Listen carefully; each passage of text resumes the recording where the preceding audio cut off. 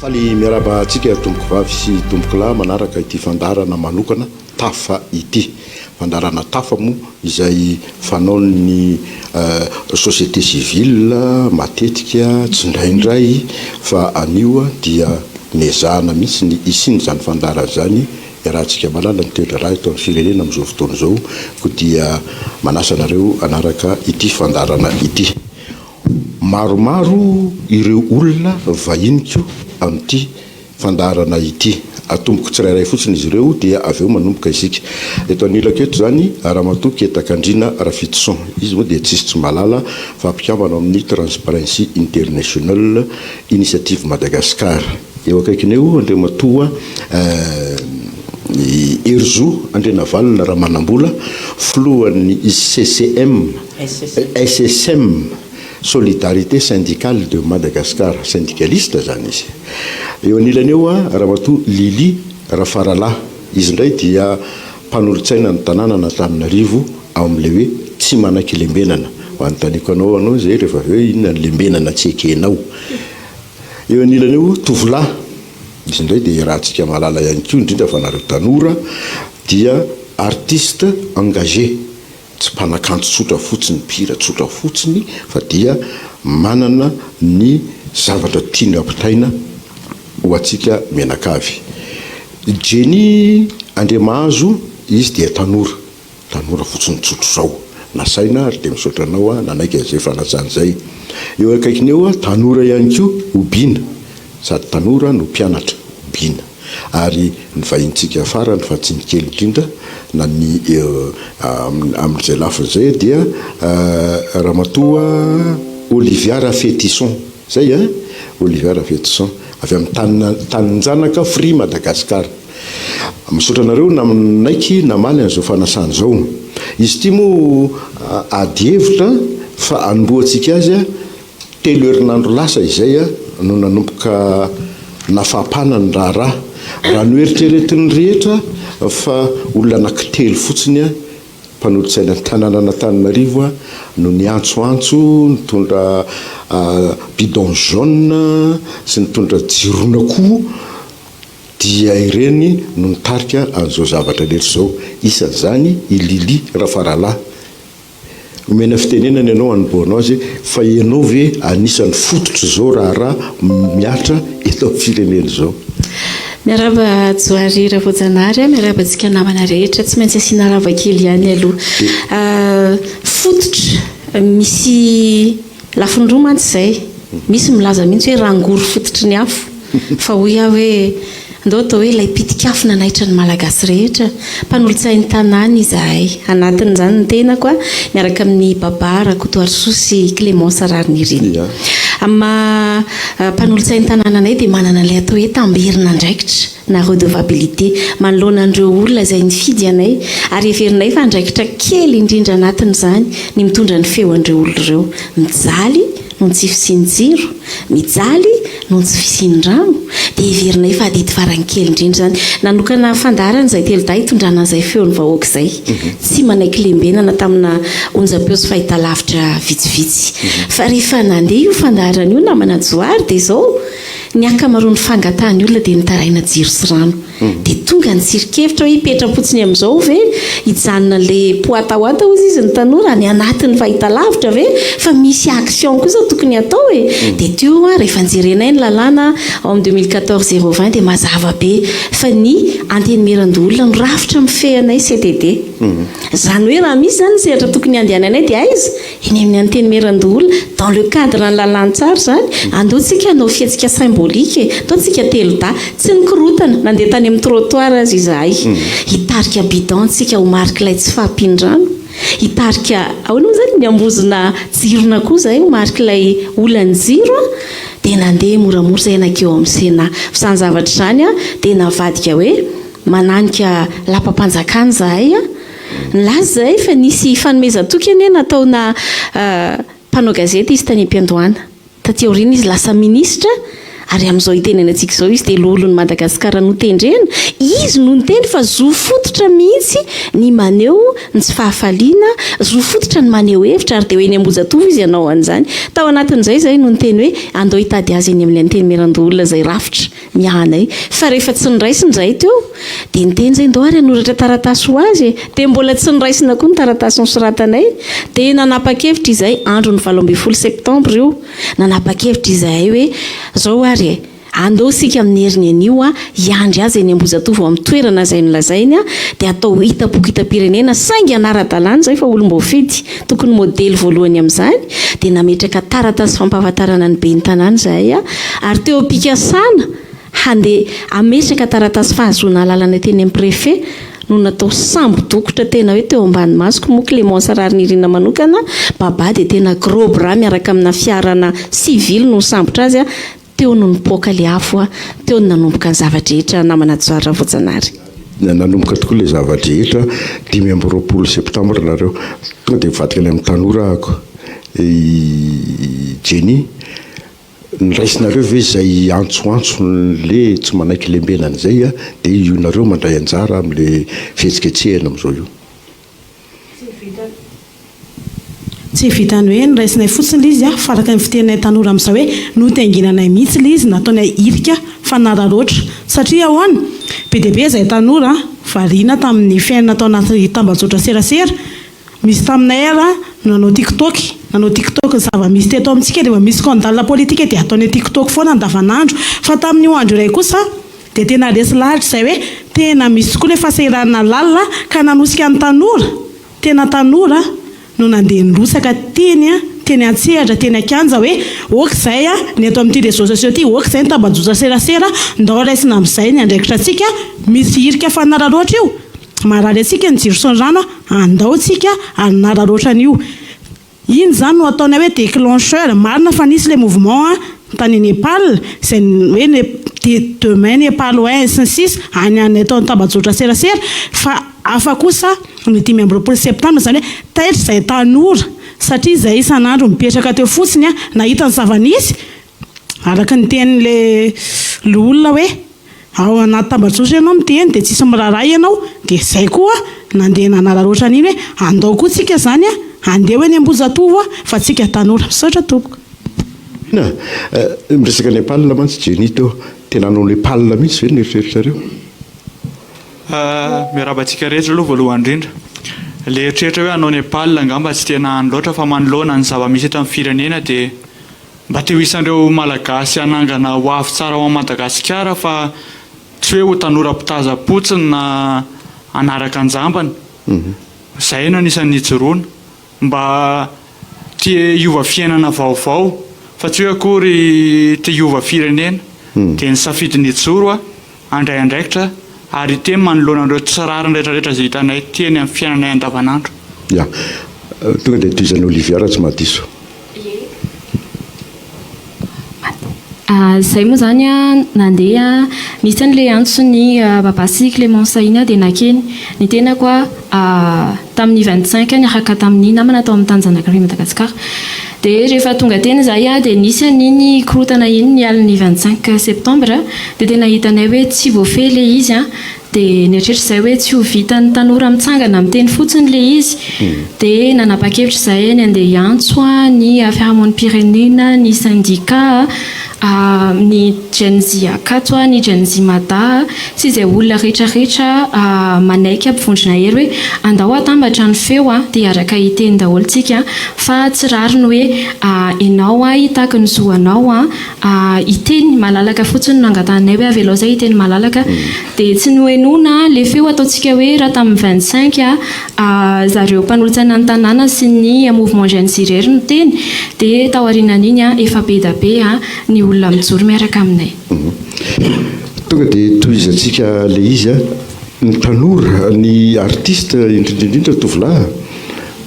tatehary indrindra nareo vao niditra tsehatra fa mbola niandriandro ve sa inona ny eritreritrareo tamin'iny tsy afaka miteny amin'ny anaran'ny artiste rehetrarehetra aloha fa raha ny artiste taty amin'ny vondrana misy anay dia efa nanomboka tamin'ny taona maro zay nefa ny teny sy ny lazany hoe zava-misy efa nampitandrina an'izao zavatra mety hitranga amin'ny fiarahamonina zao satria be loatra le zavatra tsy rariny hita tsapan'ny jeunesse tamin'ny 2023 zay nanao an'le cipher hira mitambatra zay hoe république fampatsiahivana ny vahoaka malagasy hoe misy le tenin'ny bolo eny moa hoe ianao ny tompon'ny fahefana tsika tompon'ny fahefana lasa tsy takonao anatin'le exercice n'le fiainam-pirenena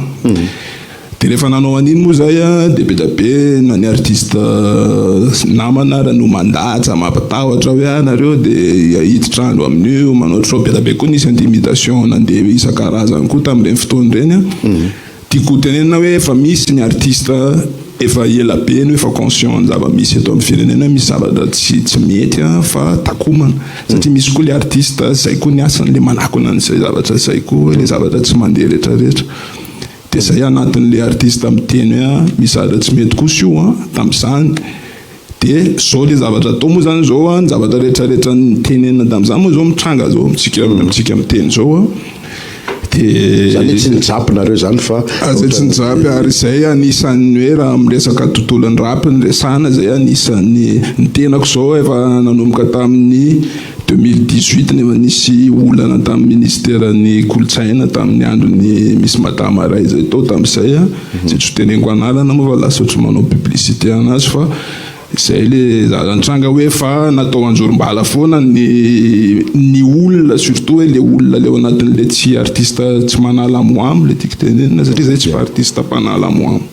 dia natao anjorom-bala. D'accord. Ya. Syndicaliste Andriamatoa Herzondrena Valina za tsy teny hoe tsy nijapinareo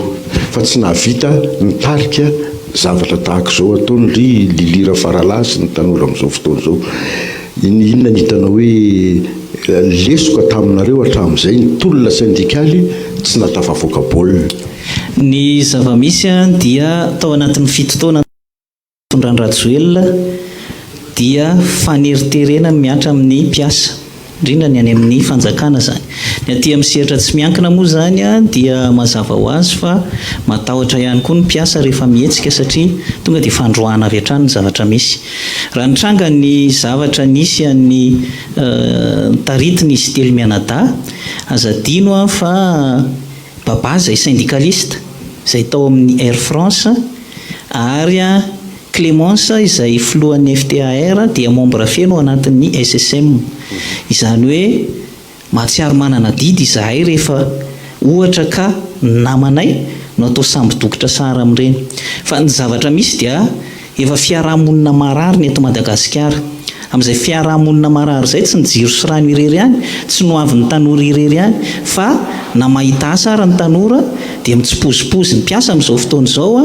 dia efa azo lazaina fa soserom mandrakariva isanandro satria tratran'le hoe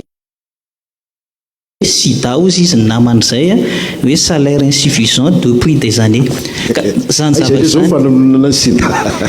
zavatra zany zany no nahatonga ny syndicat tao anatin'le izy ary ny anankiray efa nisy fitakiana izay nanomboka tany amin'ny voalohany volana May izay nitaky hoe ampiakary karama io rehefa tsy nieny moa zany ny fitondram-panjakana fa tsy nanao LFR izy dia niditra izay nanoratra tany amin'ny voalohany volana aogositra tany nalefa tany amin'ny Andriamatoa Filoha prime ministre izay prime ministre tamin'izany fotoana izany dia tsy nentina indray ny tao amin'ny primature ny taratasy izay nalefanay ary ireo ministre ny finance ministre ny fonction publique ary ireo chef d'institution izany hoe Sénat sy ny Assemblée nationale nanome 2 volana izahay fa nanao conférence de presse izay tamin'izany fotoana izany hoe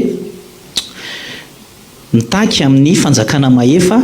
mba hamaly an'ity fangatahana ity ao anatin'ny 2 volana raha manao kotinandro tsika efa tapitra ny 2 volana izay zany no antony mahatonga anay miditra tsehatra koa anatin'izao fitakiana marobe izay misy eto amin'ny tany sy ny firenena izao ary mbola apetrako ihany hoe fitakiana izay arak'ile nitenena hoe fa ela ny tokony nisy fa saingy arak'ile nitenena teo iaraha mahalala ny zavatra nisy teto Madagasikara fa izay syndicat mivoaka teo ny taky tapahana karama affectation disciplinaire na miakatra eny amin'ny fitsarana noho izany izao etsy-bahoaka satria etsy-bahoaka ny zavatra misy eto amin'ny tany sy ny firenena amin'izao fotoana izao dia tonga ihany koa izahay syndicaliste mampiakatra ny feoany daholo amin'izay ny syndicat isaky ny départementa rehetrarehetra hitanareo ngamba ny famanao fanambarana daholo ny syndicat rehetrarehetra satria marary ny mpiasa malagasy amin'izao fotoana izao ary tsy vitany marary fa izany namparary azy ilay tsy fahaiza mitantana eo amin'ny mpitondra fanjakana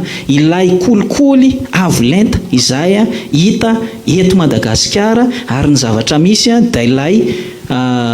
fitsarana mandeha ila satria rehefa tsy mitovy hevitra amin'ny mpitondra fanjakana tonga dia lany ary amin'ny antany mora ary na sursiter izy dia zay ny zavatra misy ka zany rehetra zany araka ny teneniko teo fiarahamonina marary tsy afaka tsony anaovana pomady zany zavatra zany amin'izao fotoana izao ka hoe tapitapenana fotsiny dia ampanatsoana ny avoloa ny olona rehetrarehetra satria ianao mbola mieritreritra te-hijanona eo amin'ilay fahefanao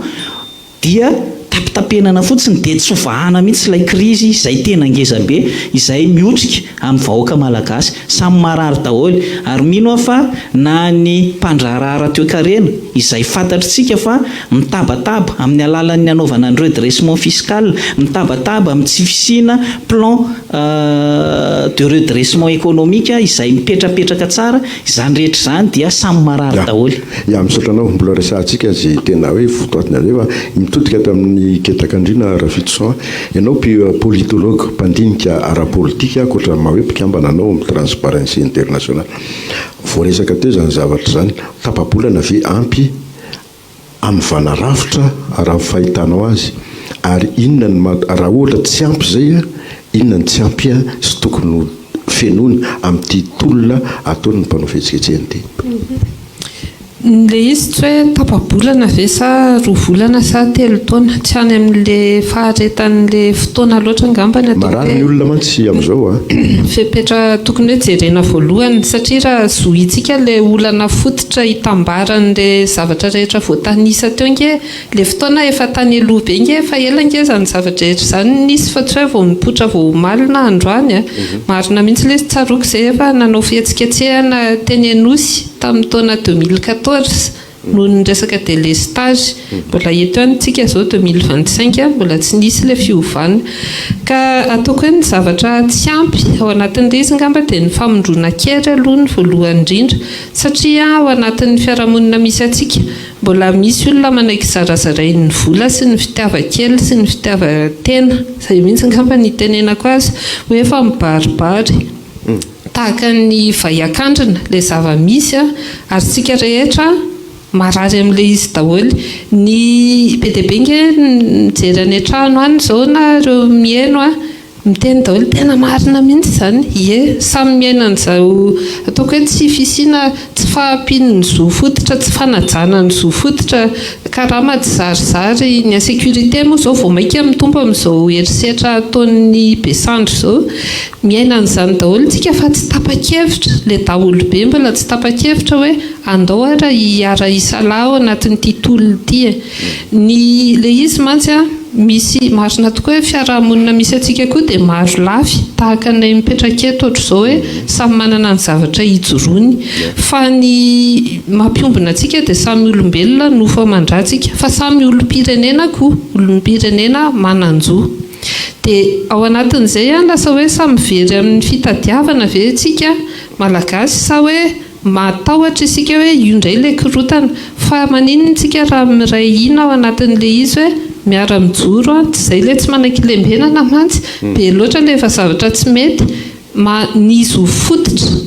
izay ananantsika nke ny takina inona ny etombohan'le izy fitakina jiro sy rano service public de base zany hoe ny teny frantsay fa atao koa tsy mahazo adinontsika hoe fitakinan'le izy ho fototra aneo hevitra ankalalahana ampilaminana zay ngeny tao anatin'le fitakiana koa dia nilavina kitsirano sy tonga dia nitsahana avy hatrany dia fitakiana ihany koa fahaiza mitantana eto amin'ity firenena ity efa ataonany maro zany zavatra zany nisy ireny ny fifidianana amin'ny fanesy efa hita fa alatra ny tao anatin'le izy fa mbola reo ihany le olon-drehetra dia izany rehetrarehetra zay ny teneniko hoe alao tsy ho zarazaraina aloha tsika rehefa voadepasy atsika izay le fizarazarany izay a mety afaka mandroso amin'izay tsika ary mandroso haingana satria izay le fifampidiniana izay sy fikonan-doha izay sy fahatapa-kevitra indrindraindrindra hoe aloha mba tsy nitombontsoi keliko ntsony ny jereko aloha fa le soiombonana e raha tapa-kevitra amin'izay tsika dia mandroso izay indrindra mantsy no tiako raisina tsy janona aminao ahko ketaka indrindra hoe politika ty resaka ty e na tiana na tsy tiana dia misy pomba ny mpitondra fanjakana misy mpanohana izy dia ianareo zao rehefa mihainao anareo a dia lasa aty mpanohitra daholo na tsy politika araha le resaka fa tsy manaiky le ataony le mpitondra fanjakana dia mipetraka raha famitaniana raha nampiantso ny filoham-pirenena tamin'ny afako maly sa oviny tsy nisy nandeha teny nareo a nefa nyresahana teny dia io zavatra takinareo rehetrarehetra io aona fahitanareo azay iza ny teny atao fofo dia mahazo miteny daoly a tena zay mihitsy manahirana ny mieritreritra hoe misy olona anankiray fototry ny olana eto Madagasikara dia izy ny azakazaka ampiantso hitondra vahaolana le olana ange izy e zay zany ny tena olana ho anay manokana inona moa zany le antony andeha ionana eny satria zay mantsy ny fomba fatao mihitsy am'le tehen'ny feon'ny olona mpanao fihetsiketsehany any any arabe izy ny tena marina tsy zay foroninao le olana zany mantsy ao anatin'ilay atao hoe théorie de la manipulation de masse foroninao le olana dia avy eo anao mody tonga hoe hitondra vahaolana amin'ilay olana zay ny foroninao ihany ny tena marina ianao mihitsy le olana ka amiko le izy dia tsotra be mihitsy hoe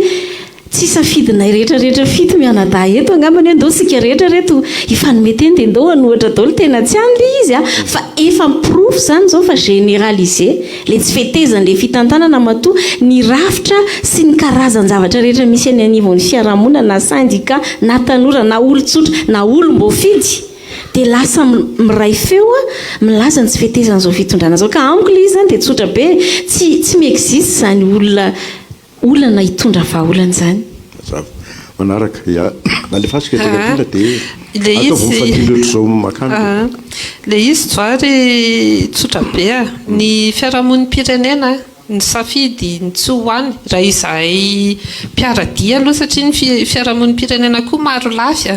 ary misy amanarivony raha hoe ny fikambanana eto Madagasikara sy ny sisa misy moa ireo fikambanana sasany izay voakaraman'ny fitondrana mihitsy a sahako miteny satria tsy mitovy hevitra aminao izy dia lasana fa voakarama fa manamny hevitra tena marina zany zavatra lazaiko zany misy olona tena voakarama ny fitondrana ara-baky teny araka izay lazaiko azy izay fa izahay aloha zany ny safidy hoe tsy hoeny a satria ny antony voalohany nisy fiapetra tsy feniny tao anatin'le fiantsoana raha ny hevitray ary efa navoaka hitam-pirenena moa zany faneho-kevitra zany hoe le zo fototra tsy voahaja teo a ilay herisetra mbola tsy nahatsahatra kory a ianao zany miantso hoe ndao ifampiresaka e fa sady ny olonao hoe tsy ndaniny etsy a mamona an'ireo ankizy any an-dalana ihany tsy azo ekeny zany zavatra zany dia zay ny condition napetraka hoe izahay aloha tsy resaka tsy miteny hoe ifampiraraha aminareo fa tsy resaka aminareo mihitsy zay raha tsy mitsahatra le herisetra io zavatra anankiray tsy azo adinoana koa dia ny fiarahamonim-pirenena efa mampolo taona ny maro no ny teny a sy ny sitona lakilosy amin'ny zavatra tsy mety sy mandringa eto amin'ity firenena ity fa atao adroadro sy tsy firarahiana foana no ny tsenanany zavatra ataonay ny fiarahamonim-pirenena tadiova rehefa miteny efa misy fikarohana natao vokatra voamarina no entina ary misy vahaolana atolotra foana fa atsipy any anjorydiritra ny zavatra ireny dia moramora ho andry zareo no miteny hoe nareo koa voakaraman'ny mpanohatra zay mantsy ilay marikoriko amin'le izy dia zay mihitsy aloha izahay a efa miteny hoe zavatra amboamboarina io diversion anankiray hafa zany hoe fanariana dia atsika menakavy ao anatin'le fototry le olana tsy hidikizo amin'izany mazava ny amaliko azy dia tsotra raha ohatra ka efa nitranga ny zavatra ohatran'io ary efa ny vahoaka ray manontolo hatrany ivelany ampitan-dranomasina ny hetsika eraky Madagasikara nisy fihetsiketsehana daholo ary ny couche sociale rehetrarehetra eto Antananarivo zany na eraky Madagasikara dia nihetsika daholo dia rehefa nandravany gouvernement ny zavatra misy aloha dia tadiditsika rehefa nisy ny 25 septembre dia ny zavatra nyteneniny voalohany dia hoe esorina ny ministra ny énergie angovo dia nandeha indray zany taorianan'izay 3 andro taorianan'izay hoe nravany ny gouvernemanta eo zany aloha rehefa mandingitsika ny article 54 dia zavatra telo ihany no ahafahana manala ny prime ministre na zany par motion de censure na zany faute grave na défaillance manifeste raha jerevana ny fomba nanasorany an'ilay prime ministre dia défaillance manifeste zany nanasorana azy rehefa mandeha nefa ny amin'izay hoe ampiantso izy tsy ny andrely izy fa nitendreny ihany ny prime ministre izay izy vao mieritreritra ny ampiantso ny olona ary eo indrindra zany ny iverenako amin'izay hoe tiako isariana ny sainy vahoaka malagasy ilay Andry Rajoelina nanala ny tsay Christian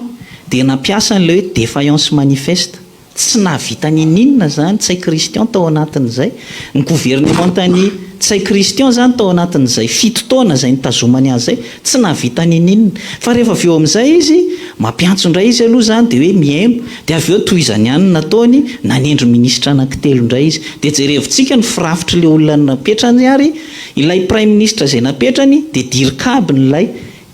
prime ministre lazaina fa défaillant zany ilay ministre ny gendarme moa zany le MDG dia mbola le ministre tao anatin'le gouvernementa ihany ilay ministre ny polisy dia secrétaire général ny ministère ny polisy pirenena teo aloha ihany ary ilay ministre ny folo alin-da zany dia efa nanana ndraikitra ihany tao anatiny dia manontany tena zany ao anatin'le izy no hoe inona ary zany nanasorana ny tsay Christian raha ohatra ka ny ekipa sy ny élément an-tsay Christian ihany naverina nefa lazainao fa tsy nahatanteraka ny zavatra tokony nataony nanasorana ny tsay Christian eo zany miverina amin'izay amin'le manipulation izay niresahany reto namako retoreto teo hoe mampiantso ianao dia ohatry ny cinéma ihany le izy satria inona moa no tiana tenenina ao anatin'le izy tsy fomba ngia Andry Rajoelina angamba ny nandray olona zany tao anatin'ny fotoana maro dia tiany hoentina zany hoe tena mihaino izy fa zao inona le titre ny etondrana an'le izy concertation nationale ve sa inona raha fihainoana olana fotsiny dia zao ny zavatra teneniko mazava ho azy itsika ty ao anatin'ilay azo lazaina hoe felahan'ny FMI taihamaina satria ny antony dia tsotra tsy nanao LFR tsika ary zany efa nidradradradraina hoe tsy mety io satria izaho manokana inspecteur des douanes fatako tao anatin'ny 20 taona ny antony nanaovana ny LFR dia satria ny antony dia tsy tratra foana ny prévision ana recette isa-taona dia eny an-dalana eny zany manova tsikelikely fantatritsika tsara fa ny budget mpanjakana izay ampiasain'ny fanjakana io dia tsy maintsy misy ny équilibre ny vola miditra sy ny vola mivoaka rehefa niteny an'izay ary ny FMI dia tratra ny felaka tamaintsika ao satria inona ny antony tsy tratra ilay vola miditra izay tokony ampidiriny recette douanière sy ny recette fiscale nefa ny etsakilany ny fandaniana miopapana izay tsy miteraka tombontsoa dia ny kely ary ho an'ny vahoaka malagasy midangana dia midangana dia ono zay zany ny fanontaniana petraka inona moa zany ny tokony andehananay ifampiresaka amin'ilay filoha-pirenena kanefa ny moyen ary ilay financement avy amin'ny bailleur ary efa tsy omeny atsika ho atao inona zany ireo fitakiana izay ataon'ny olona rehetrarehetra ireo satria na io resaka jiro sy rano io efa nisy ny interview izay nataony teo amin'ny syndicat ny mpiasan'ny jiramana ny SMJ dia nametraka tsara mihitsy izy tao anatin'izay fa na ireo groupy izay nafarana roa taona lasa ireo ary tsy compatible ozy amin'ny eny ambomanambola zany zavatra zany ilay filohantsika nefa dia mametraka hoe metra-pialana afaka heritaona raha mbola misy io délestage io dia mbola mitovy amin'le zavatra nyresahana tany aloha rehetrarehetra ihany hoe omeko telo herinandro ny ministra mahanan'io tsy hivoaka ao anaty andekaleka raha tsy mahita vahaolana amin'ny délestage mila maharitra kely tsika eo amin'ny mbolana tsy amin'ny 20 volana eo dia mahita tsisy tsony ny délestage dia mbola mitovy ihany zany même refrain ihany ilay zavatra teneniny Nga Rajoelina misaotra Andriamatoa Herzo tovolahy tsy nakeny avolohana nefa mbanatsola ny fianakaviam-ben'ny artiste moa efa nanapa-kevitra ny joeny satria efa nisy fangatana nataony zareo nataonay dia tsy mbola nisy valiny le izy dia le hoe iona aminy Ona nisy fangatahana natao hoe ameo sehatra malalaka amin'ny teny ny tanora oka ny hery famoretana sy ny fikasihan-tanana ampiarabelona betapela zatra nangatahana mitombo fa dia rehefa hitanay hoe tsy mbola mivaly le izy moa dia tsy hitanay hoe inona ny tokonefa occasion tokony nionana tamin'ny mivantana iny ka zay foana le izy hoe le dialogue ve rehefa efa tery foana vao apetraka le izy zany hitako hoe zavatra tokony pratika ovahina amin'ny fanaovana politika eto amintsika koa zay hoe tsy hoe rehefa tena efa eny hoe misy zao zany ohatra zao zavatra mitranga zao ve dia zao tsika vao afaka ny évitena foana ane zao zavatra zao ary afaka ny évitena foana nisy fotoana moa nisy le madama mpanolo-tsaina iny le niteny hoe mialatsiny amin'ny resaka fiantsina ady sy nrehetrarehetra tsy tokony asiana izany fa nitalohany ny olona tao anatin'zareo mihitsy no manambany ny vahoaka sy manaratsy an'le tolona hoe olona zay vitsikely tsy mangatsy mangaroa ka tokony raha tamin'le vitsikely le izy tokony natsona ny resaka foana ihany fa zao le izy hoe fa lasa mandroso oatra zao dia lasa hitanao lasa tsy cohérent amin'ny olona tsony le décision any zay nge le zavatra hitako problème eto amintsika koa am'izao hoe le décision raisina lasa efa tsy amin'le réalité misy eo tsony le izy mazava ya Jenny manokana iteny amin'izay miteny hoe manokana izay satria izay ny fomba fijeriko manokana mba tsy hivandrotahako amin'ireo tanora rehetra zany inona le hoe akoatran'le fepetra izay nitenena teo hoe tsy nanana zo hiteny zay misy ny herisetra izay atao dia ity raha hoe za manokana no antony tsy nandehanako teny tsy hoe efa tafabe hoe nareo sa nahazo volonareo inona tsy nandehananareo tany hoe opportunité io tanora andana makany fa izao fotsiny zao ny anany tsy nandehanako teny io filohantsika io misy fotoana io mahita tanora izy rehefa ilainy fa rehefa zahay tanora no mitady anazy iny zany mba mila hovainy iny principe iny satria zahay samy teny zay hoe anay fahefana nay tanora ny fahefana satria meko 10 taona 2 taona 20 taona nareo tsy ohatsony anay fahefana tsy izy misy no tokony antso anay fa raha mila anay izy dia hitany misy anay rehefa mila tanora ianao rehefa mila tanora izy hitany tsara ny eo Ambojatovo fa zao hoe lasa tsy hitany ve ny Ambojatovo lasa tsy hitany ve eo Ambojatovo taizany nahitany tanora teo Ambojatovo fa rehefa iza tanora iza no alainy dia tanora iza ny tsy resahany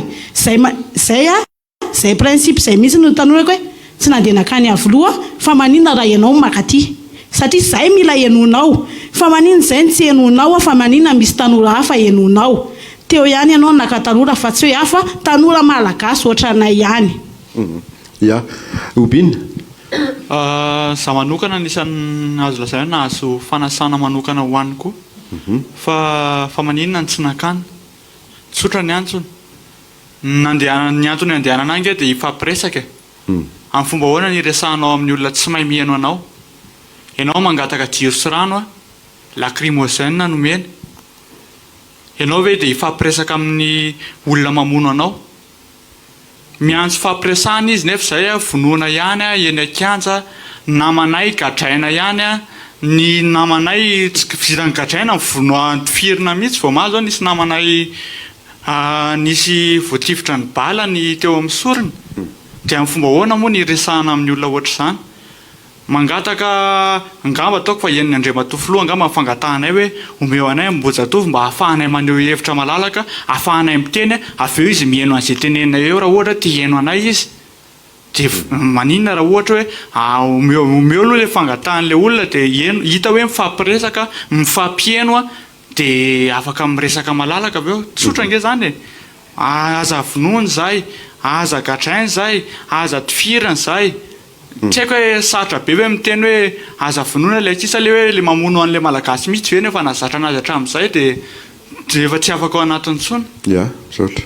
Olivia mihomikevitra tanteraka amin'ny Jenny Obina dia fitianiko amin'ny zavatra anankitelo le izy hoe zahay tsy resaka ary tsy andeha iona aminazy eny satria nanao fitakiny zahay nitaka izay ny amena fahafahana hiteny malalaka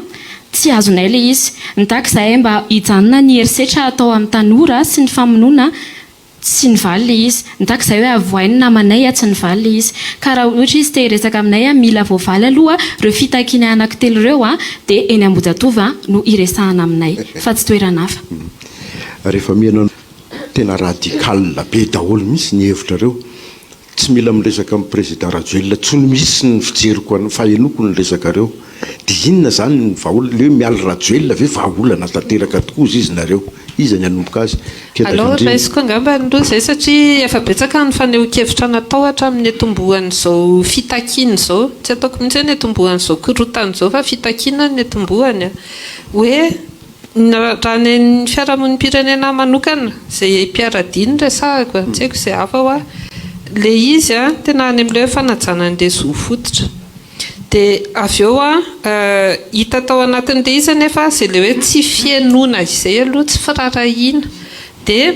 tsy hoe any amin'ilay tsy nisy olona angamba nidina teny aloha na ny mpanolontsaina ny tanàna tamin'ny 18 septembre na ny tanora nanaraka andro zareo tamin'ny 5 septembre tsy nisy mbola nieritreritra tamboalohany hoe miala Rajoelina tsy izay no nalehany teny fa hitaky jiro sy rano hitaky fahafahana maneho hevitra malalaka hitaky hoe aloha zay hiditra eo Ambodiatova hiteny fa mahamahana ny mpanao ratsy ngamba satria izy ihany nefa mpanao ohatran'io tamin'ny 2009 raha tsarotsika dia tsy navelan'ny niditra teo ny olona dia nisy moa ren'ilay fandrobana faobe sy ny sisa izay orkestre olona ny karamaina koa nanao an'ireny avy eo dia nikorotana ny tany amamonina zany dia tao aorianan'iny nanomboka ny potra ilay hoe miala Rajoelina satria tezitra ny olona sampan'olona vitsivitsy sy ny mpanao politika izay efa tofoka ihany koa amin'ny fomba nataony nanomboka ny teny an'izay dia rehefa tsy henona ilay olona dia lasa mihitatra any amin'ny zavatra hafa ilay izy tsy nisy nieritreritra ny hanongana azy tany voalohany ary tsy nisy nieritreritra hoe hangataka azy hiala teo zavatra fangatahana anankiray izay nipotra tao anatin'ireo serasera tao anatin'ireny fotoan'ireny hoe aleo hifampidiniana ilay fifidianana sy fanendrena nyity le Premier Ministre ity matona sorony teo aloha zany iny efa signe d'ouverture raha amin'ny lafiny ara-politika matoa izy sa nanala ny Andriamatoa Ntsay sy ny gouvernementany tao aorianana 7 taona za manokana mampandinika anana hita hoe ny signe d'ouverture kely tao na dia hoe kay comédie ihany kay le izy rehefa hitantsika tato ambadika fa raha tena sincère izy tamin'iny ka niantso an'ireto le rehetra eto amin'ny fiarahamonina misy atsika tsy hoe izay fitomenadara eo akory fa le antitène resahako niantso hoe ie mainy tanàna reto mikorotantsika mila mifampiaino fa aviara dia andao hifampidiniana le Premier Ministre fa tsy izaho tena korery mbola hisafidy azy eo koa raha nisy izay zavatra izay dia nety le izy ary mbola tsy tara loatra amin'izao fotoana izao izay koa no tiako atsidika hoe vao hitantsika angamba hoe vao voatendry ilay Premier Ministre vaovao izay tsy tena vaovao araka nefa nazava teo dia rarakopana ny communiqué sy ny fanambarana be dia be avy amin'ny sehatra samihafa hoe izay dia tsy manaiky ny fanendrena n'io Premier Ministre io fa olona mbola hanohy an'izao fikorotanan'izao ihany io ka maninona moa inona no mbola manahirana sy mampieritreritra maninona mbola sahirana mamoron-dainga foana isan'andro sahirana mamono afo eto sy eroa sady mamono afo eto sy eroa ndao ifampiresaka dialogue pour la paix et l'apaisement fa tsy mamelona afo ihany vonoina daholo ny olona gadraina ny ankizy sy ny sisa fa maninona raha izao esorina tany aloha ilay Premier Ministre io atsahatra ny herisetra raha izay ka manaika izy araka ilay teo hoe terrain neutre raha iresahana fa tsy eny avoloha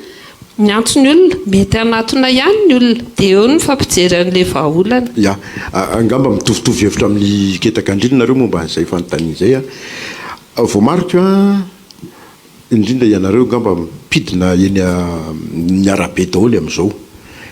miendanja hafahafa zany fahitako azy fahitako eo nareo milaza azy tsy dia tena ohatran'ny laza sanatriny zany excursion no andehanan'ny tanora eny an-dalambe amin'izao fotoana izao voaka ao an-trano dia ndao hitokony ndao hitolole dia avy eo misy mizara kotetsy dia mifampitoratora-bato amin'ny gendarme eo dia avy eo mody dia samy miala apitso koa sy ny sisa ahoana ny fahitanareo an'izay constatako zay ny tely voalohany le fasariny ny anahy zavatra tsotra fireneny ty hoentiny ity rehefa ao anatin'ny mitondra firenena dia atao zay hampandeha azy araka ny tokony ho izy. Ny zava-misy zany zao a hitantsika tsara fa ny andalana 10 amin'ny lalam-panorenana izay manome an'ireo karazana fahalalahana rehetrarehetra, fahalalahana amin'ny teny, fahalalahana maneho hevitra, fahalalahana mivezivezy, dia tena nasian'ilay fanjakana Rajoelina sy reto mpitandro ny filaminany reto lakroa mihitsy. Satria nge na tsy olona ataontsika ary hoe tsy miady ery amin'ilay grevy dia voatotohana amin'ilay barazy be deaibe apetraka ny mpitandro ny filaminany. Aiza ho aiza amin'izay ilay liberté de circuler fa ry zareo indray ny lasa manao entrave amin'izay liberté de circuler zay. Faharoa, ny zavatra misy dia arak'ilay nitenenina teo ny hoe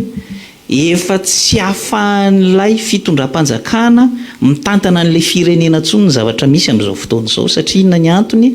Ny antony ange dia eto Antananarivo fotsiny raisiko fa tapakandro ihany ange ireo olona tsy mitokona no asaina miasa. Ny tapakandro hariva dia mody any an-trano. Inona moa zany no firenena iodina ao anatin'izany zavatra zany? Ary minoa maromariny tsika fa ny zavatra isy dia zao noho ny vokatry ny goragora na ataontsika hoe tsy fandraisana andraikitra teo amin'ireo mpitandro ny filaminana. Satria nahoana rehefa tonga ny 25 ny volana septambra dia rehefa ody amin'izay ny mpitolona izay avy aty amin'ny ZNZ zany sy izay nanaraka rehetrarehetra dia inona ny tranga? Ny ariva izy tsy nety ny asa tsony fa navelany ny galabina mihitsy ny mpandroba. Dia inona ny ataon'ny Rajoelina zany ao anatin'ilay izy indray no lasa miteny hoe zao milliard 200 milliard moa miteny eny hatramin'ny Emonat lazaina miteny hoe 200 milliard. Kitaizanareo tamin'ny tokony nilananareo Emonat izay tokony hiaro ny vahoaka sy ny fananany tsy hita ianareo fa olona tokony maneho hevitra ankalalana izay zo fototra nomeny lalam-panorenana azy ao amin'ny article 10 ny constitution dia tsy avelanao fotsiny tsotro zao aneho ny heviny ny olona. Dia noho izany zany ny zavatra mety isy raha petso sy raha afaka petso tsy mampitahotra antsika ao anatin'ny vahoaka malagasy. Fa raha izao zavatra zao hitantsika tsara fa nodina tsy nienona moa zany hoe efa nitapahan'ny Amerikanina koa ny AGOA efa tsy nirenouvelena ny accord-ny AGOA asa firy mety ho very ao anatin'izany satria somary takona tato anatin'ity mouvement izay nitranga ity zany zavatra rehetra zany satria tsy nanana solution alternative ny amin'izay ilay fitondram-panjakana dia lasa niendrandra fotsiny fahatany an'ilay AGOA tao anatin'ilay izy izay le antony itenenako tany amin'ny voalohany zavatra nyresahako teo hoe le fitondrana nge fitondrana tsy mahay mitantany ary mauvaise gouvernance tanteraka satria tsy mahalala ny antsoina hoe priorité inona ny lahara-pahamehana izay tokony hitondrana. Lany laninao fotsiny 77 millions de dollars any amin'ny kianjam-baria izay mbola mampametra-panontaniana ao anatin'ilay izy hoe io tokoa ve tena vola lany ohatr'izay koa ny teleferika sy ny sisa. Le lira faralahy efa tehiteny mafy mihitsy afanandrasako aloha vita satria tsy ataoko lava be tsotra foy mazava hoy ianao hoe miendanja hafahafa zany lay fihetsiketsehana dia hoy zay hoe le mahasotsivana andrefesantsika n'le lanjany tsy mitovy namana joara voajanahary satria raha olona anankitelo ve ny atomboan'le fihetsiketsehana dia tonga avokoa ireo zandrizanaka génération Z influenceur artiste syndicat fiarahamonim-pirenena efa nampiny mpanao politika ankehitriny tsy fantatro loha hoe miamaivana ve zany sa miamavesatra. Faharoa efa trandro monja ange tao aoriana 25 septambra raha afa le gouvernement dia maivana ve zany sa mavesatra ankehitriny sika mety miendanja ny eny kianja ho azavaiko ny antony rehefa avy eo fa tsaroa fa manomboka manao toivakana ny ministera manakatona ny tranony aza hodiana tsy fantatra fa vo tamin'ny alina ange ny mesure presse nanidy trano miendanja ve zany. Ny tena marina dia izao ny olona anankiray rehefa tsy te hiaiky ny fadisony dia aloha ny mody tapenana ny masony tsy mahita ny fama ny tena marina azy mitady vola mihitsy izy hividiana ny masony mba hijery zay tiany masony ho hita dia miendanja ny eny kianja satria nahoana zandry zanaka ao anatin'ny fahatandrana nge reo tanorantsika ireo tsy mitondra nininona tanapolo manao fitakina eny kianja fa dia mahavariana lafa dia mivoaka hatramin'izao fiara raitra zao manenjika an'ireo izahay manokana izay telo mianada zahako Clémence papa vao miserana fotsiny misy silaky ny tarehanay eny Kianja dia farafakely ny 4-4 eri-pamoretana azafady fa izay mihitsy ny atsoko azy anankifolo manenjika anay miditra hatrany eny elakelan-trano mandondona varavaran'ny mpiara-monina hoe sao dia ato ireny misitrika alefa daholo ny sary rehetrarehetra ahatonga n'ilay intimidation mahatonga ilay ankizy matahotra hoe ivoaka ny trano azy zany androany dia sao dia sanatrika ho voasambotra na haratra na sanatry ny vava ho faty fa ilay izy namana joary dia izao ilay vokatra ateraka ilay fihetsiketsehana any ambadika akoatra n'ilay fiinsiste avy ny Ambojatofo tena vakiana any andrefesansika hoe mandeha ilay izy satsisy amiko reny fihetsiketsehana scénario natao teny avoloha reny efa tokony nahavono afo reny raha ohatra ka tena niendanja ilay fihetsiketsehany fa hatramin'ny androany mbola ao nge mihetsiketsika eo ny ankizy mpianatra ao mpitsabo hoe donc tsy miendanja io fa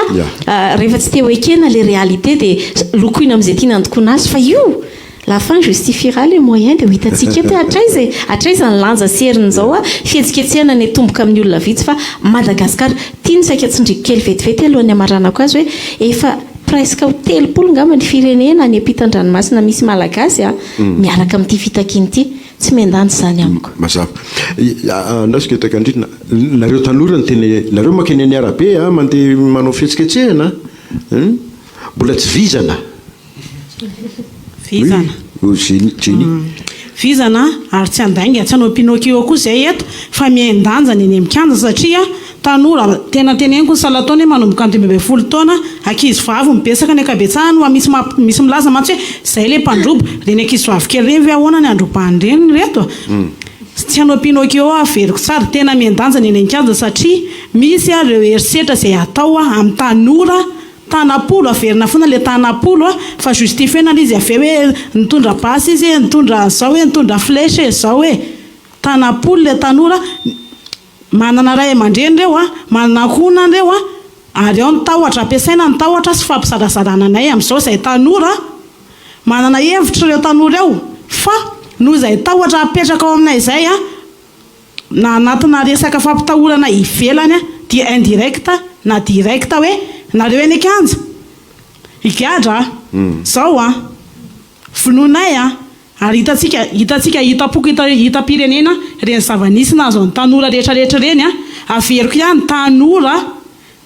be dia be ny dahalo be dia be ny afaka ampiasana hery ampiasana ny budget any ministère de la défense io fa maninona ny any amin'ny tanora mihitsy izy ny atao maninona ny amin'ny tanora andehany eo hevitra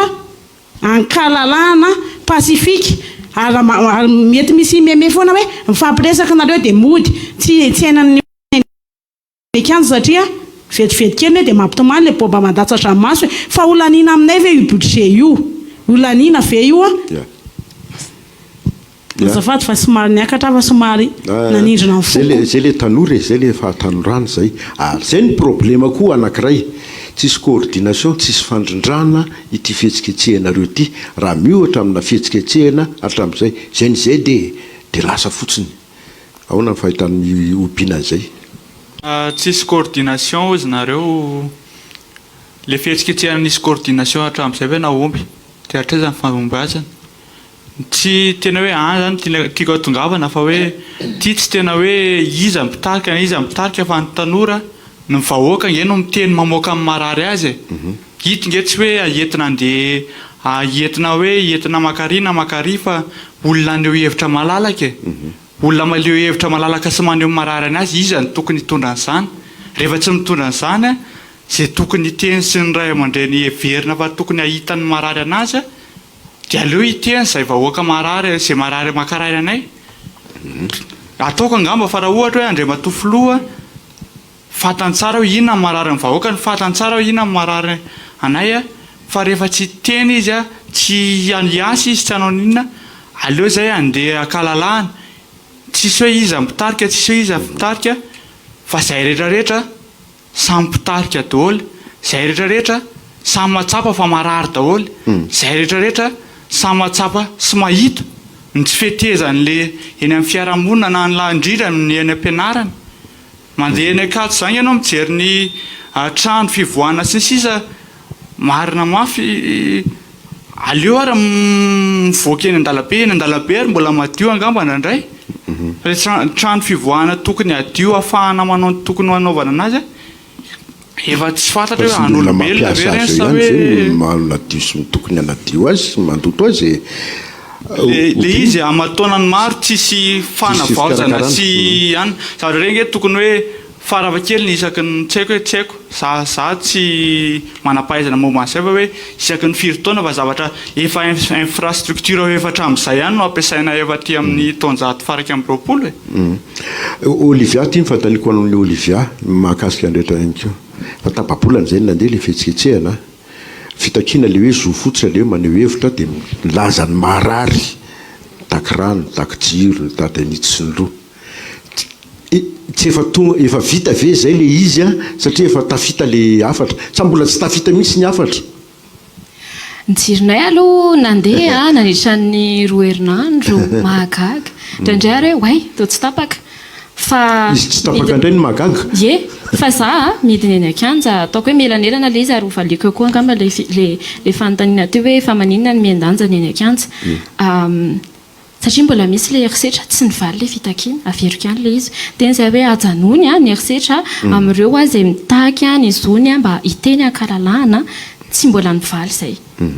dia zay nitenako mbola tsy nivaly dia izao koa le izy midina eny akanja dia ny ampitsoniny tsy mandeha satria tena matahotra dia nao nyteny teo hoe tsy misy coordination mifampiresaka zahay hoe hidintsika rapitso zao daholo ny ataontsika ye marina izany ary izany hidina tena homalitra zay raha misy namaky voasambotra dia tena andeha fa rehefa mipoaka iny lacrymogène iny ka à 1 mètre an-tongotra eo tena tsy manana réflexe an'izany satria averiko ny tenin-dreny teo tanam-polo zahay tanora tsy mpiady zahay fa mitaka ny zoanay fotsiny ahoana moa no ahaizanay manohatra ny herim-pamoretana dia nareo miteny hoe tsy misy coordination satria hery tsy mifandanja le poids ye dia momba l'excursion teo koa mba aziresaka kely azafady za mahita hoe velona ny firaisankina ny malagasy dia samy te hanampy daholo fa mety hoe tsy hainy zareo hoe ahoana manampy an'izany grevy izany dia nitondra gote zareo tsy hamena tsy mihitsy fa hisaorana azy dia aleo le izy tsy atao an'izany ntsony fa hisaorana daholo izay manampy rehetrarehetra tsy atao an'izany ahoana hoe raha ohatra misy olona tonga eny ka mitondra sakafo izy na mitondra rano dia hisaorana izy fa tsy hoe lasa tsikona na lasa excursion fa izay zany ny fomba anohanany an'le tolona mazava ketaka ny anapiko an'izay fotsiny hoe ary misy koa nge be dia be amin'ireo tanora ireo sao tsika mihevitra fa tena sahirana dia ireo mpianatra ireo misy ankizy tsy misakafo raha tsy eny amin'ireny point relais ireny dia izay taratra le fahasahiranana fahobe misy eto amintsika izay tsy azo tsinotsiniavina le resaka hery famoretana ny tena tiako hiaviana teo ny laza mantsy no teo hoe miena ny olona eny akanja sy ny sisa resy lahatra ho aza fa ny olon-drehetra zay ny akamaroany ataoko hoe 7 ny olona izay mijery an'ity fandaharany ity miatokatoka daholo any an-trano any tena marina mihitsy izany tena zao fa rehefa tonga ny andavanandro misalasala isa-maraina any Ambohijatovo indray izy sa tsy andeha ahoana ny zanako ahoana ny asako ahoana ny zao raha maty any sy ny sisa le fiororona ny tena betsaka ary izay ny tena politika ampiasainy ity fitondrany ity tsy voazao fa efa ela izay fampiororona izay tsaroantsika angamba nisy fotoana ireny taloha hoe isan'ilay olona teny amin'ny bypass taizana na ohatra izao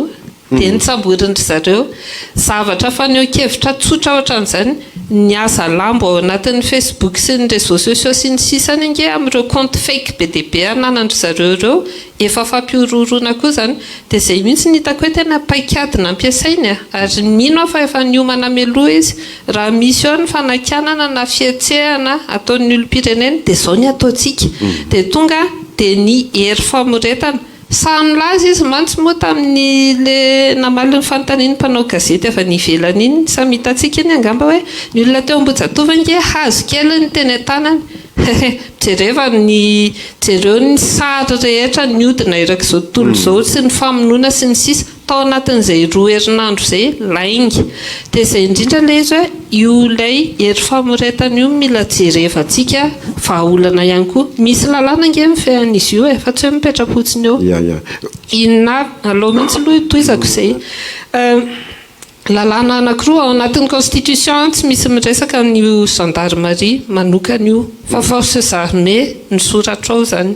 fa misy lalàna anankiroa misy an'ilay loi 96/029 portant statut général des militaires sy ny décret d'application mametraka ny gendarmerie ireo ny lalàna mifeazany dia voapetraka tsara ao ny mission an'ny gendarmerie hoe hiaro ny olona sy ny fananany ametraka ny le hoe ordre public iny ampiasaina foana mantsy sy ny sisa fa zao ny tena zavatra hita ao anatiny ovakiko mihitsy ty article 9 ty maintien de l'ordre public ny ataon'ny gendarmerie fa izao article 9 ao anatin'le loi 96/029 io milaza hoe tous les militaires doivent obéissance aux ordres de leur supérieur hiérarchique. Izy moa ny supérieur hiérarchique, chef suprême des armées, filoham-pirenena. Any aloha zany dia efa misy zavatra tsy mety ao anatin'ny saiko hoe io olona io zany na iza filoham-pirenena eo fa tsy mitonona an'ilay olona mampiasa lasa bras armé any fitondrana, lasa bras armé ana parti politique an'izay olona tonga filoham-pirenena eo zany ny tafika sy ny gendarmerie sy ny polisy zay ny sansany io hoe dia ao anatin'ny article io milaza ary tena vakiko aloha ilay izy dia avy eo aza avec toutefois ils ne peuvent leur être ordonnés et ils ne peuvent accomplir des actes qui sont contraires aux lois, aux coutumes de la guerre et aux conventions internationales ou qui constituent des crimes ou des délits ou des contraventions. Tsy afaka ny tsy manara-dalàna ireo olona ireo raha ohatra zany ka misy baiko ara voarainy ka le baiko tsy ara-dalàna manana adidy izy tsy manatanteraka sy mitsipaka n'izay baiko zay ny tiako apetraka zany firifiry ny convention internationale iraisam-pirenena ny soniavy ny Madagasikara ireo resaka zon'olombelona fototra rehetra ireo nge soniavintsika daholy ary reconnu par la constitution anatin'ny lalam-pandrenana ikentsika daholy ekentsika ny zo fototra fanajana ny faneho-kevitra kalalahana fanajana ny zon'olombelona tsy tokony hovonoana ny olona sy ny sisa fa nefa le baiko avy any amin'le filoha faratapin'ireo tafika isan-karazan'ireo zany hoe mandehana vonoy ireo olona mpanao fihetsiketsehana sy mitaky ny zo fototra ireo dia maninona ny tsy mitsipaka le olona zany sa efa tsy olona tsony ireo le hery famoretan'ireo tsy manana conscience ka sa robot sanatria izy mihitsy ngamba le robot reny moa dia efa hitanao ao anatin'le fampiororona ny resahako teo ihany hoe atao mihitsy isan'andro angeza mampiforotra ny olona ohatran'izao hoe tandremo fa raha mivoaka ny trano tratra midina eny dia zao koa ny efaranareo iketsaka ndrindrindikatra tsy mijanona ntikatra raha mandrapalivony andro dia loatra le zavatra tsy mety fa eo amin'le teninao farany teo misy ny tiako atongavana ianareo mpanao fihetsiketsehana matetika 2-3 andro zay dia eny amin'ny maternité no mitsoka tetikady ve zany mba isotomana n'le gendarme mandatsaka lacrymogène eo akaiky ny maternité eo akaiky ny hôpitaly amiko zany dia misy fahadisoana koa avy aminareo mpanao fihetsiketsehana hoe andao taritina makatia mba ho simba ilay azonareo ny tiako atongavana manahirana be tovolahy fa le force koa afaka hoe tsy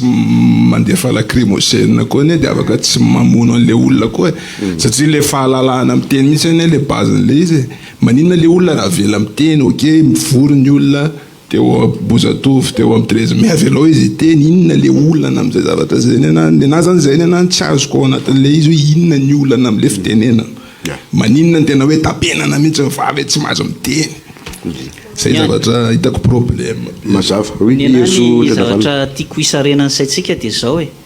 mila ampitoviana ny tantara tamin'ny andron'ny amiral Didier Ratsiraka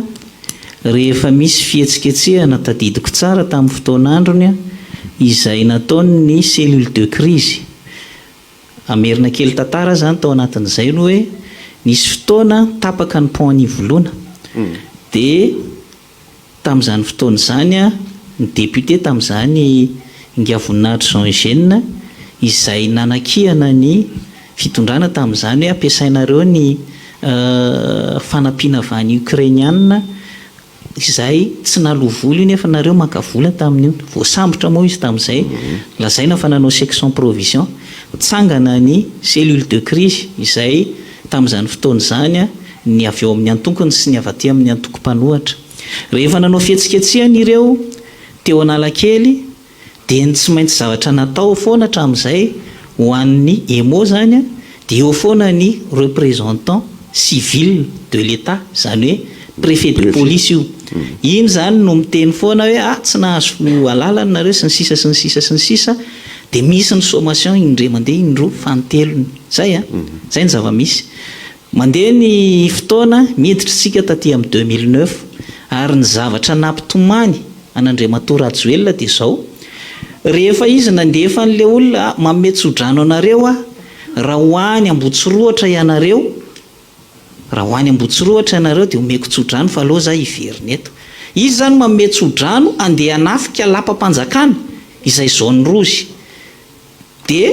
rehefa nisy nandeha ny fitifirana dia izy no nitomany voalohany mpamono olona ianao raha valomanana sy ny sisa sy ny sisa sy ny sisa tsisy tire de sommation tsisy nininona fa tonga dia actifitifitra be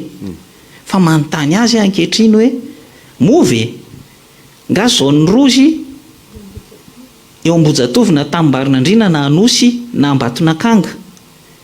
ka sady efa fanitsakitsahana n'ilay représentant de l'état na ny corps ny administrateur civil miantso anareo corps ny administrateur civil mba hieritreritra tsara amin'izao fandehan'ny raharaha zao eto Madagasikara satria ataon'olona tsinitsinina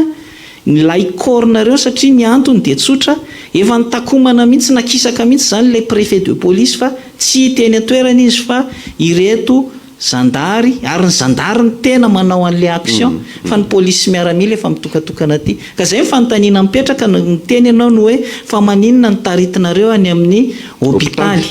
dia tsotra ny valile izy no hoe sokosa ireto ilay milaza fa tandroka miaro ny vozona sy ireto izay milaza fa hoe miaro ny vahoaka sy ny fananany no tokony ametrahana an'le fanontaniana hoe tsy fantatrareo nga fa hôpital ny atsy fa inona moa no tokony ho anenjehana an'ireny olona ireny izay mitsoaka makany izay fantatritsika tsara fa tsy nandroby izy ary fantatritsika tsara fa araka ny tenenin'reto namana tanora reto dia hoe tanam-polo izahay dia inona no anenjehana anapoahana lacrymogène any amin'ny hôpitaly zany zavatra zany entina mpiororona ary zay le terrorisme d'État izay tiana aseho eto Madagasikara hoe izahay no manana ny basy sy ny tafondro ka miantsena reo eo fa ompitehanay Lili ya le izy le izy ny te anakorotana izy ny te hisarika niza ho aiza dia mipetraka foana zany amiko zany a anisan'ny olana ngeza be izay tokony vahana ary amiko izay manana finiavana mahanty a olona ny fireneny ity dia tokony hieritreritra ny atao hoe dépolitisation de l'armée ny tena olana dia izao izay mitondra eo zany dia ampiasa ny tafika foana ho tandroka haro ny fahefany ho tandroka haro ny sezany fa tsy tandroka haro ny vozona ny raha ntsika nahita tsara ary tena tsy zakako ny eritreritra ny hoe fanenjehana natao andreo zandry rehetrarehetra reo didina 10 septembre ny influenceur rehetrarehetra tena natao ty rehetrarehetra ty ny samborana ny daroana natao an'izao rehetrarehetra fa ny arivan'io aneka tena nisy nahazo sara ingeva dia tena mibata zavatra soma tsara avy any amin'ny fandropana reto lazaina mpitandro ny filaminana dia izy zany tena hoe lasa mampalahelo hoe tonga hatrany amin'izany hoe firehefarehefa ny fotom-pisainana izay rafitra tokony atao hiaro ny vahoaka sy ny fananany dia izay zany tsy gaga raha ohatra ka heveriny fa lara-pahamehana alohan'ny fiarovana ny vahoaka ny fiarovana ny sezan'ny mpitondra fa io misy farany io ary eto zany dia mipetraka tsara ny fanontaniana hoe inona ao anatin'ny fiarovana ny vahoaka sy ny fananany no anton'ilay agissement hoe tartarisinao aboridanao torana le olona voajanonao agissement manahoana ka ny qualifiena an'izany hoe vehivavy mipetraka fotsiny amin'izao dia toranao amin'ny briquet ny volony misy c'est inhumain ary eto vao mainka mafisiko izy ny te hitondra korotana eto amin'ity Madagasikara ity na manajoary raha voajanahary raha ny vahoaka izay mandeha manao fihetsiketsehana tena zo fototra atao an'ireny kanefany a tamin'ny sabotsy a nagaga moa fotrany tsy nahita sarina collision maloha mialatsiny a tsy nahazo olona ve efa mandeha hatramin'ny mot d'ordre hoe aza manao akanjo orange ay fantatra ihany efa fahavalom-bahoaka ve le loko fa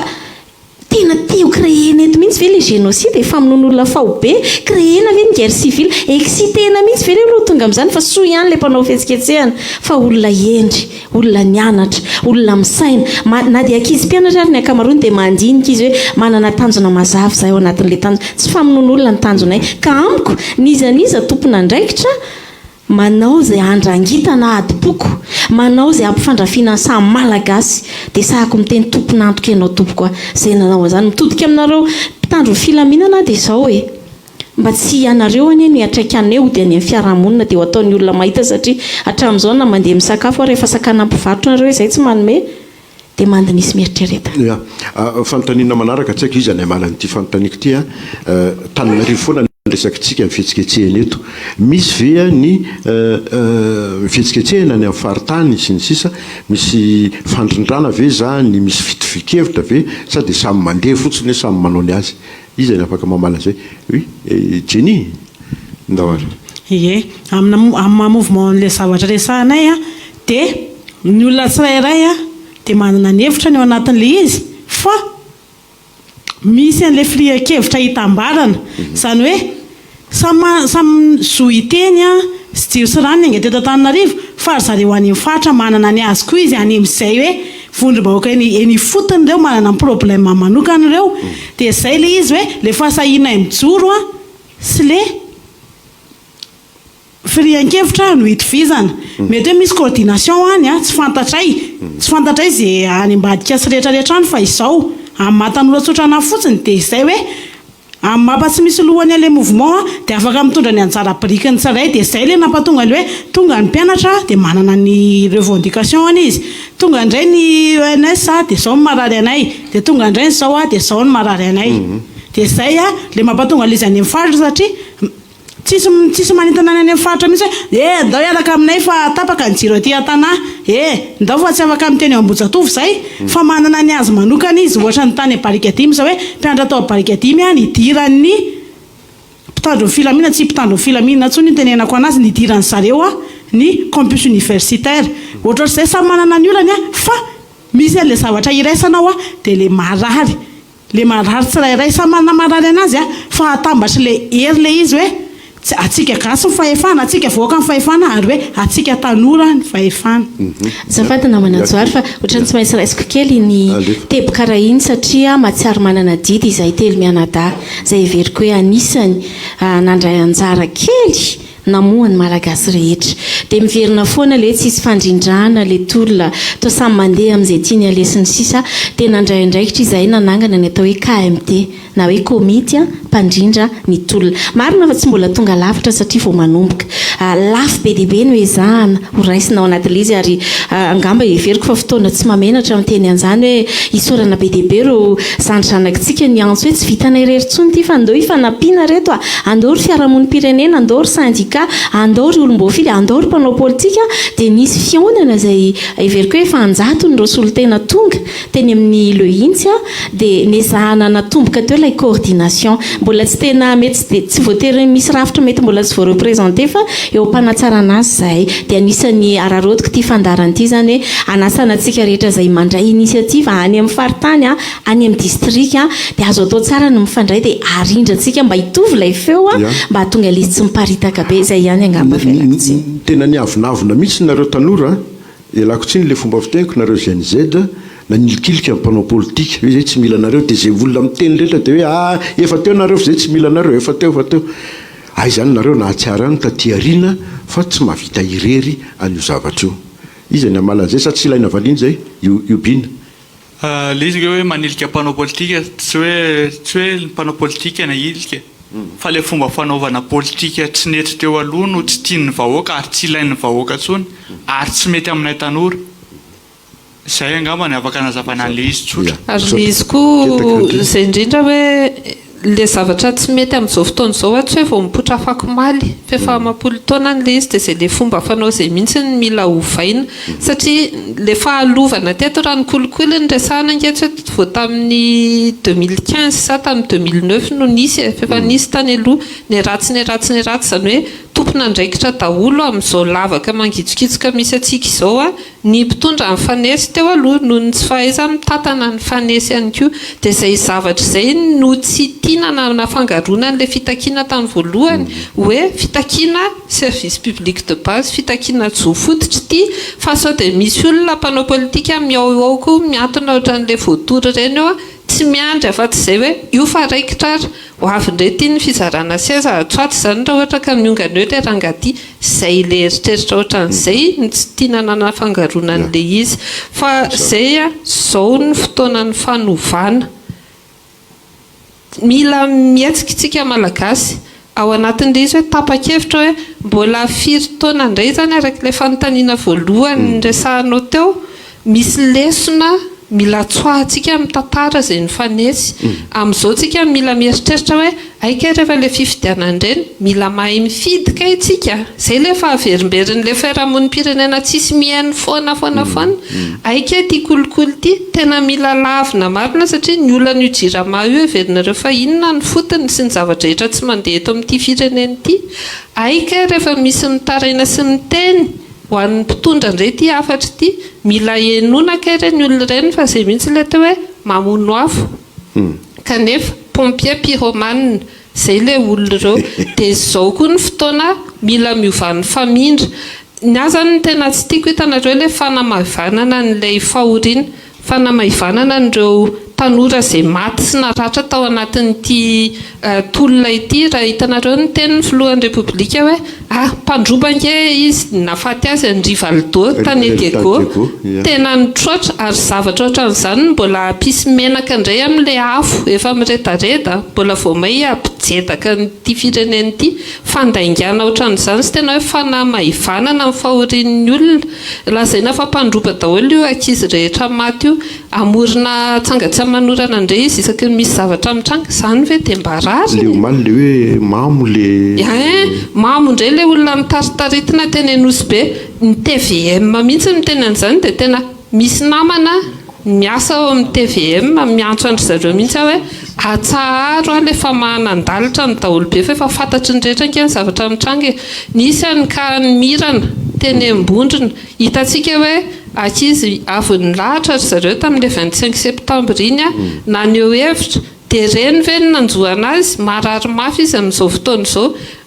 jereo ny eo amin'ny tambajotra tseratsera misy foana miteny hoe justice pour Rivaldo justice pour Mirana justice pour Diana isan'andro mitombo izay zavatra izay iza no amaly an'izay zany fa dia minoa fa isika malagasy misy ny tsiny sy ny tody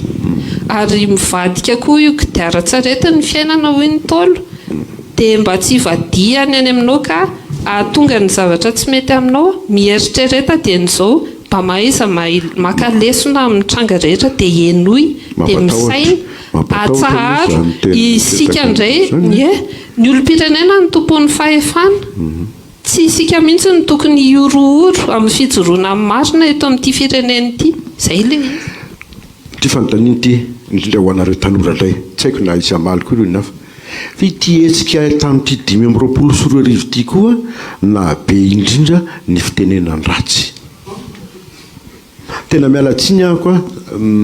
teny an'izay zavatra zay inona loatra ireny mahatonga n'ilay teniny ratsy na eny an-dalana na any amin'ny tambatrotra tserasera asa na eny tompoko jeny amaly sa tezitra loatra tovolahy teny ratsy ao anatin'ny izay sisa ny arma valy an'ny herisetra sy ny zava-misy ary matoko ny hoe atao hoe teny ratsy dia avy aty amin'ny fiarahamonina ihany izany namola vola n'ilay fiarahamonina nampaharatsy anazy ka lasa teny ratsy daholo ny olona zany anehoan'ny hevitra sisa tokony hany kokoa no eritreretantsika an'le izy fa tsy le teny ratsy manko satria amin'izao manko voizina hoe le etsika ny tanora be teny ratsy olona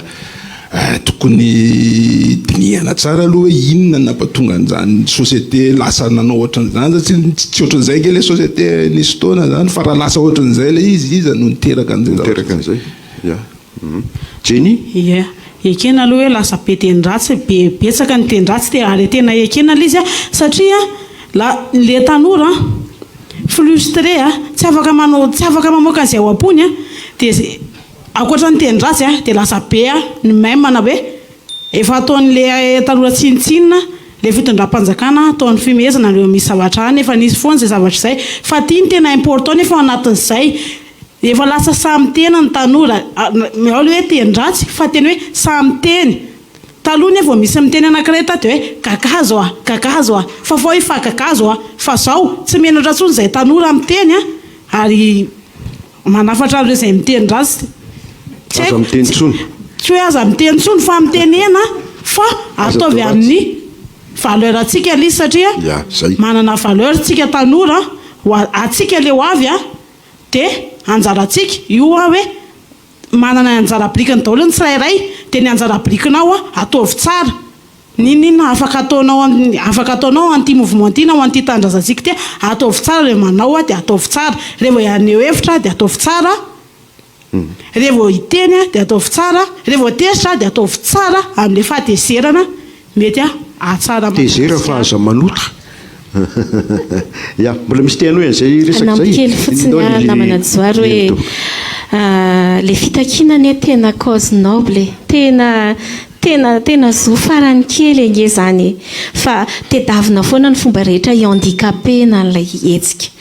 voizina hoe tsisy coordination dia voizina hoe mpitendratsy ny tanora sy ny sisa ny ana dia tsotra hoe any amin'ilay fototra ny aingan'le izy za kosa aloha dia za fantatrareo za mijoro foana hoe kristiana ary za anisany mahita babasy Clémence rehefa eny an-dalana izy efa mitendratsy le izy dia miorokoditra be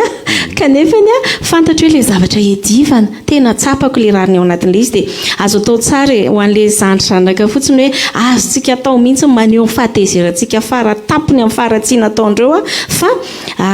le fomba anehoana anazy everiko hoe lasa anararotany zareo anamaifanana atsika fotsiny reny dia azo mbola mitoynytolona fa afaka mbola manatsara sika ry zaminy fa zandrizanaka miainy daholo reo fa ny tanjotsika dia izao ny mpamongotra firenena amin'ny fahavalo fa tsy sika samytsika ny ampidina lava eto misotra ao akambo izay famarana an'izay matsika ny hoavy ketaka andrina dia avy eo hery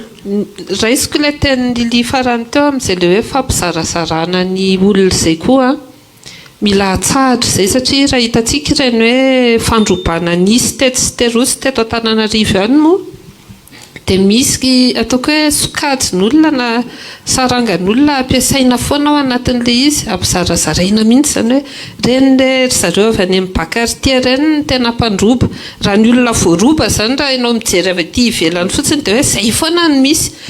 reny mpiarabelona amintsika koa reny olona reny fa inona moa no nahatonga anazy lasa fitaovana ohatran'io fahatrana lalina izay iainany ka lasa mahatonga azy mety hoe mora voarebireby angamba vidin'reto le mpitondra reto sy ny firongony vola foana ary hoe fa fomba fiady na fifidianana amin'ny fanesy io na inona dia efa hany foana zany le izy izay zavatra izay no mila tsahatra mihitsy any anatin'ireny bakartia reny misy jenzy ohatra anareo koa mpiaramonina samy malagasy daholo mitovitsika fa alohantsika tsy mamela ny tenatsika ho voazarazara ny vola no ny sotasotany sasany dia tsika koa lasa misy mifanavaka ao anatin'le izy zany hoe tsy izay tsy anay ireny fa ry zareo tsy izao any zany misy dialogue social anankiray mila zany ngeny ataoko hoe leran'le fanovana fijery sy famindra mihitsy zao atsika malagasy tena zava-dehibe satria izao ary tiany amaranako azy mikorotana tokoa ny firenena satria tapaka le atao hoe contrat social eto amintsika amin'ny mpitondra sy tsy miteny hoe hoentina fa amin'ny olona nampindrana fahefana azy izay foana ho any tadidio izay mpitondra amin'ny fanesy eo na olom-boafidy koa dia isika olom-pirenena no nampindrana n'izay fahefana izay taminy fifanekena ny fifidianana rehefa madio koa moa le izy hoe ianao zany apetraka eto ampindramina fahefana anatanteraka nyity tondro zotry ity anatsara sy ampisy n'le soiombonana rehefa tapaka le contrat iny dotriny any ampiasana tsy nanaja ny anjara ndraikitra ao ianao dia maninona misaraka dia izay le izy hoe ahoana no ampiverenana indray an'izay contrat social zay eto amintsika mba tena izy ary sitraka ny tena zoafotona fotony daholo ny daholo be mba samy anana ny anjara masoandro ny malagasy tsirairay tsika nge manambitana be tsika hoe ty tany ity anisan'ny tany tena manan-karena fa zao tsika farak'izay mahandro zao ampahatraina zay ny tena marina tsy hoe Madagasikara mahantra fa ampahatraina hatramin'ny oviana zao ny fotoana hanovana an'izay ia ny izahay moa tao anatin'ny SSM efa tamin'ny voampoaka ny Covid reny dia efa niantso ny fitondram-panjakana tamin'izany fotoana izany hoe mila mifampiresaka daholo ny herivelona rehetra mba hahafahana mivoaka ao anatin'izao krizy na Covid zao tsy nisy ny aino izay niditra ny 2022 mipoaka ny gera tany a Ukraine sy Russie dia namerina an'izay indray izahay hoe ovay ny orientation politique économique izay an'ity fitondrana ity fa raha izao lalana andehanantsika izao dia hidofitra amin'ny poto io izy io ny zava-misy amin'izao fotoana izao zany dia efa niteneniko teo ihany hoe tsy vitana pomady intsony ity ka ho pasipasohana fotsiny eo hoe tendreko ny prime ministre dia tendreko ny ministre dia mody antsoantso an'ireto tanora sy olona rehetrarehetra hoe mpitondra fivavahana sy ny sisa avy amin'ny herivelona izay eritreretiny fa zakany tao iny zany dia hoe ilamina ny raharaha dia mbola miteny eto zany ao anatin'izao hoe fotoana izao ahafahana manova nyity fireneny ity ho any amin'ny lalana tsaratsara kokoa be dia be ny zavatra tokony ho dinihana sy ho jerevana sy ho ravaina raha ohatra ka ilaina no mandrava azy izany resaka kolikoly izany resaka any amin'ny rafi-pitsarana izany izay tena mampimenomenina ary samy mahita ny mangidy daholo eo anatin'izany satria be dia be rehefa tsy manam-bola ianao rehefa tsy ohatra izany ianao dia ianao zany no mibaby any mety misy zavatra tsy nataon'ny sasany nefa ataony lasa miatra amin'le izy be dia be ny zavatra rehetrarehetra tokony jerevana na ny rafitra ara-ekônomika zany ny rafitra ara-sosialy zany ny rafitra ara-politika zany ary ny rafitra ara-kultoraly zany izay tsy mandeha amin'izay lohan'ny intsony amin'izao fotoana izao ahafahana mijery manova an'izany rehetrarehetra zany miditra amina lalana fikaonandoha lehibe izay hitantsika fa tsy misy lalatokana fa tsy izay ihany aloha hatreto no ahafahana mametraka an'izany zavatra rehetra zany mba ialana amin'izay hoe krizy miverimberina fa maninona moa miverimberina foana ny krizy sahala amin'izao satria ny antony dia ilay mpanao politika izay mahazo an'ilay fitondrana dia mieritreritra izy fa izy no Andriamanitra na mieritreritra izy fa izy ny mpanjaka ka rehefa tonga eo dia izay zavatra ao anatin'ny sainy ity fitondrana ity nge arajoelona nge tsy mieritreritra ninina fa dia matoritory sy manonofo ihany izy mahita sary tsaratsara tareare izy dia hoe ho realizeny tsy mba mieritreritra izy ahoana ny fomba hahafahantsika manao an'izao tena izany ve ny priorité sy ny sisa fa hitantsika tsara hoe ny roty ny lalam-pirenena rehetrarehetra tao anatin'ny fito taona potika tsisy raisina mandeha tamatavy ianao raha vita adiny fito taloha lasa adiny 12 adiny 13 mandeha mahajanga ianao raha vita adiny 12 taloha lasa adiny 19 adiny 17 sy ny sisa dia izany zavatra izany tsy hitany fa autoroute indray hono no tena manahirana ny sainy ao anatin'le izy autoroute 20 kilometatra monja manoloana ny 500 kilometatra ahoana moa fomba hitondrana firenena amin'izany mba sérieux ve ilay mpitondra antsika ao anatin'izany zavatra izany normal be ny tanora raha ohatra ka mitabataba satria inona ny antony ilay rafi-pampianarana eto Madagasikara tsy omena an'izay tokony ho azy satria ilay mpampianatra zany rehefa lasa izy any amin'ny fampianarana any dia tsy mieritreritra fa dia ny ao anatin'ny any atokantrano zanako izao tsy mianatra ny tsy mihinan-kanina sy ny sisa satria ilay karama tsy maharaka ny tokony ho izy any ka mety ozy ianao hoe fa maninona no miteny ratsy le tanora satria tsy voavolavola araky ny tokony izy ilay politika izay entina mamolavola ny tanora tsy mandeha araky ny tokony izy tsony amin'izao fotoana izao hitantsika fa marary tanteraka ny rafitry ny fampianarana hatrany amin'ny fampianarana ambony fampianarana ara-teknika fampianarana ara-kapobeny zany zavatra izany be dia be zany a matomitranga zao rehetrarehetra zao grève ny interne ny fahasalamana ny grève ny dokotera grève ny paramety satria ny antony a tsy zarizary daholo ny rehetrarehetra nefa tsika miteny hoe manara-penitra zay tenenina lazaina manara-penitra fa le olona ao anatiny tsy voakarakara daholo dia normal be raha tsy misy zavatra mandeha amin'izay loany intsony zao misaotra Herzo Andrenavalona misy ararotsaka kely apitaiko aminareo mpikarakara nyty fandarana tafa ity nisy tenin'ny Herzo Andrenavalona to sa iketraka andrina hoe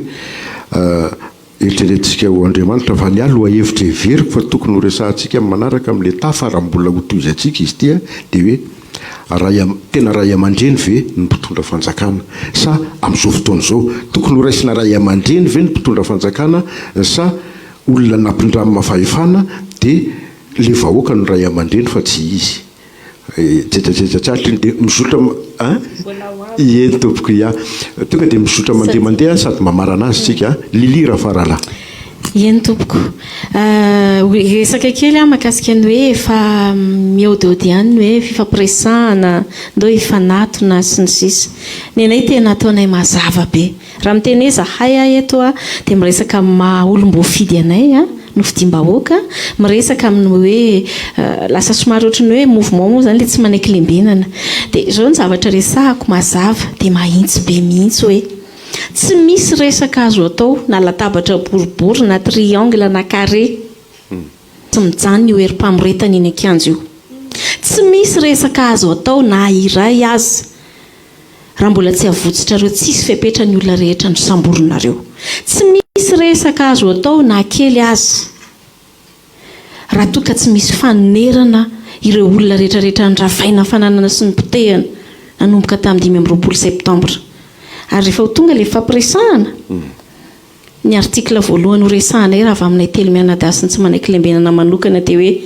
fametraha-pialana Andriamatoandry Rajoelina sy ny firongony ary miaraka amin'ny fandravana ny anteny meran-dolona sy mipitarika azy sotra tompoko sotranao tovolahy